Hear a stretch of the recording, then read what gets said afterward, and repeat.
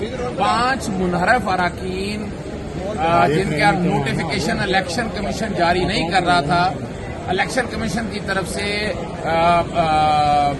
पेश हुआ गए बंदे, और उन्होंने अदालत को बताया कि पाकिस्तान तहरीक इंसाफ और पाकिस्तान मुस्लिम लीग नून की दरखास्तें आ चुकी हैं और उन दरखास्तों पे वो मुनासिब हुक्म जारी करना चाहते हैं।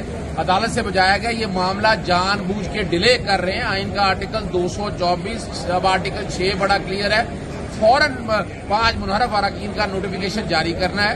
अदालत ने इलेक्शन कमीशन को हदायत जारी कर दी हैं कि 2 जून को दोनों अगर कोई फरीक आता है या नहीं आता, उन दरखास्तों पर 2 जून को फैसला कर दे।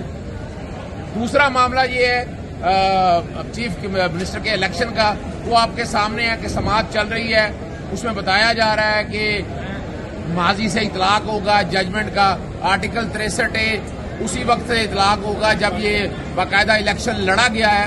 इसलिए वज़ीर आला हमजा शरीफ वज़ीर आला के तौर पर रह नहीं सकते हैं। इसकी समाअत कल मुलतवी होगी है। और सबसे अहम मामला है वो लार्जर बेंच के हवाले से है, 5 मेंबर बेंच। उसमें आर्गूमेंट ये लिए थे कि सदर पाकिस्तान और गवर्नर जो है वो फरीक नहीं बनाए गए तीनों रिटों के अंदर, और 2 रिटों की मौजूदगी में तीसरी रिट दायर नहीं हो सकती थी। फाजल बेंच ने कहा कि इसमें सदर और गवर्नर का मौक़िफ़ सुनना जरूरी है।